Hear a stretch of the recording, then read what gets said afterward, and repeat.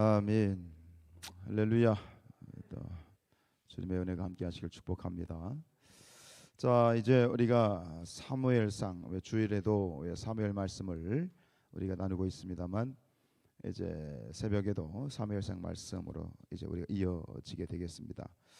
사무엘이라고 하는 사람, 누누이 말씀드렸습니다만, 이 이스라엘 개인의 이제 사무엘이라는 개인을 떠나서 이제 이스라엘 역사 가운데 사무엘이 위치하고 있는 사무엘의 역할이 굉장히 크지요.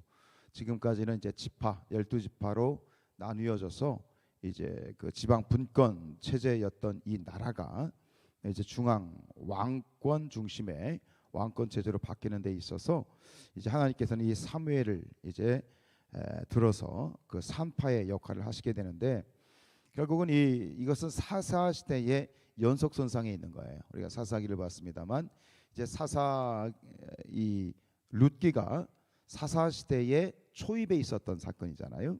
그렇다면 이 사무엘의 이야기는 이제 사사 시대가 끝나는, 그래서 말하기를 이제 이 사무엘은 마지막 사사다, 이스라엘의 마지막 사사다, 그렇게 이제 우리가 이야기를 하는데, 오늘 말씀을 우리가 이제 집중하면서 저는 이 3절 말씀에서 또 여러 가지를 묵상하게 됐어요.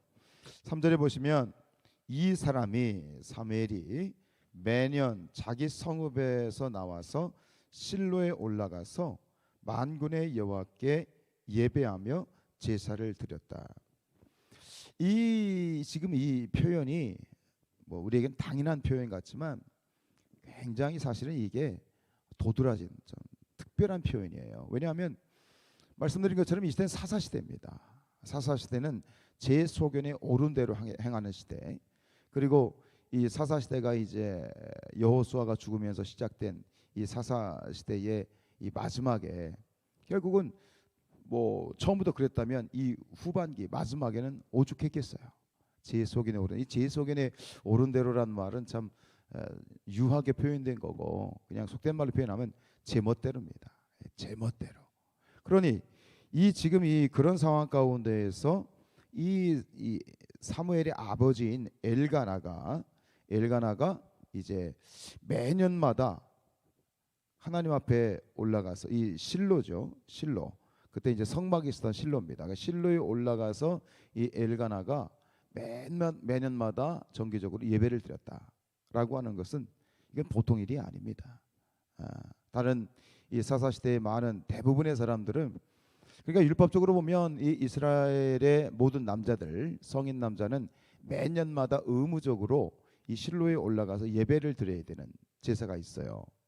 율법에 보면 3번이 있습니다. 그게 뭐죠?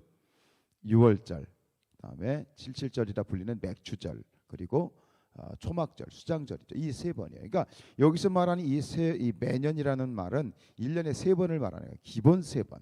기본적으로 3번은 이 엘가나, 사무엘의 아버지 엘가나가 이 매년마다 끊임없이 아주 성실하게 하나님 앞에 나가서 예배하고 제사를 드렸다는 이 모습은 사사 시대의 어떤 신앙적인 그런 정황을 봤을 때 전혀 다른 모습이에요. 다들 예배도 없고 제 멋대로 지 마음대로 신앙생활하고 생활하던 그런 이 시대 가운데에서 이렇게 정말 꾸준하게 성실하고 정말 진실하고 반듯하게 신앙생활하는 이 사무엘의 아버지는, 엘가나는 전혀 그 모습이 다를 수밖에 없는 것이지요. 돋보일 수밖에 없겠지요. 참 그래요.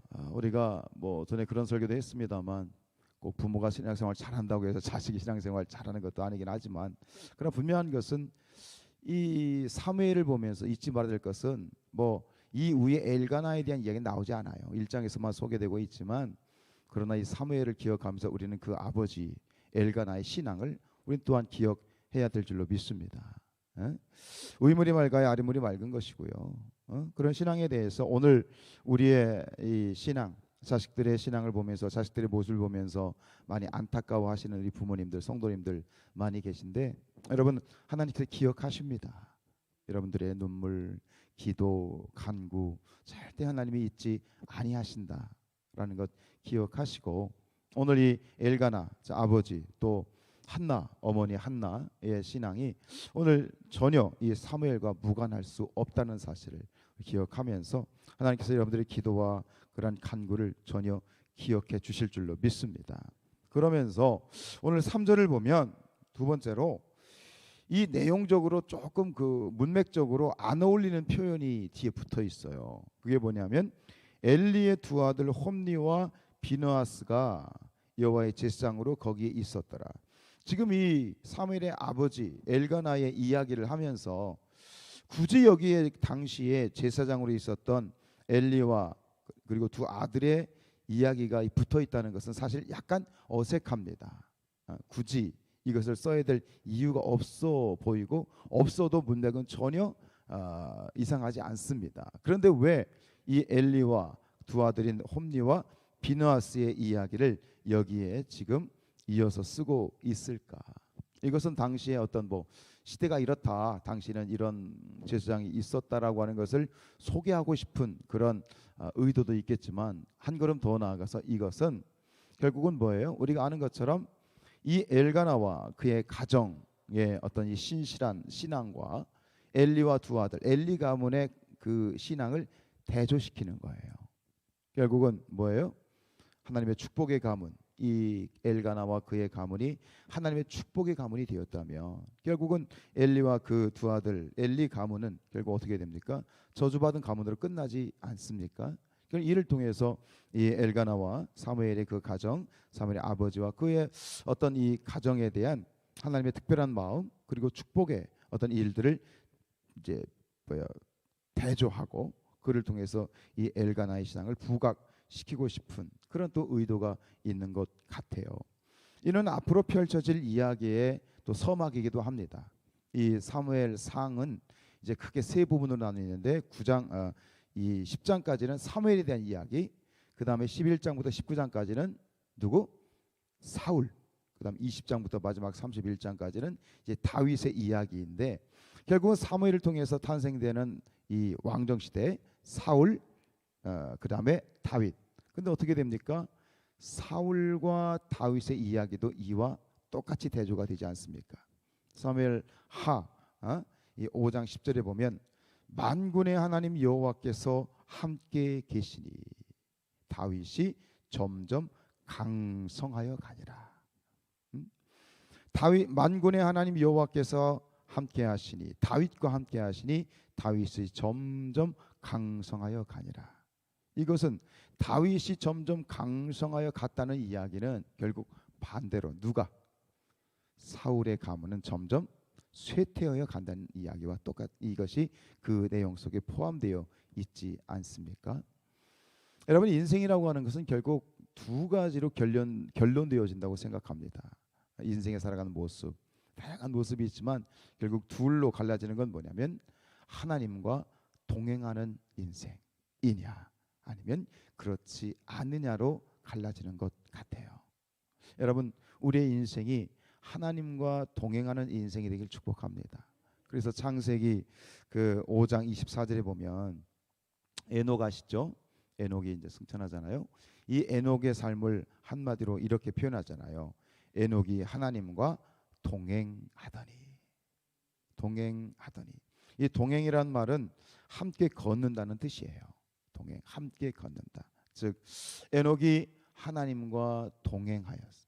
마찬가지로 오늘 엘가나의 삶을 보면 엘가나는 이 사사시대 암흑의 시대 가운데에서도 다른 사람들은 다 하나님을 저버리고 하나님의 동행이 뭔지도 모르는 그런 암흑의 시대였다면 그러나 그 시대 가운데 엘가나는 하나님과 매일매일 함께 걷는 인생, 하나님과 동행하는 그런 삶을 산 것을 오늘 우리가 확인할 수 있겠지요. 이 새벽에 이 우중에 오늘 나오신 여러분들은 오늘 이 한날을 오늘 첫 시간부터 하나님과 동행하기 위하여 나오신 줄로 믿습니다. 이 하루 하나님이 여러분과 함께 걸어가실 것을 믿으시고 기억하시고 그 하나님과 동행하셔서 이 하루도 하나님께 감사로 올려드리는 그런 하루, 또 이처럼 우리의 일평생이 하나님과 동행하는 여러분, 우리 곁에 하나님이 함께 하십니다. 하나님의 임마누엘 하십니다. 그 임마누엘이신 하나님 동행하시는 하나님, 그 하나님 손 꼭 붙잡고 오늘 하루도 승리하시는 그런 하루 되시기를 주님의 이름으로 축복합니다.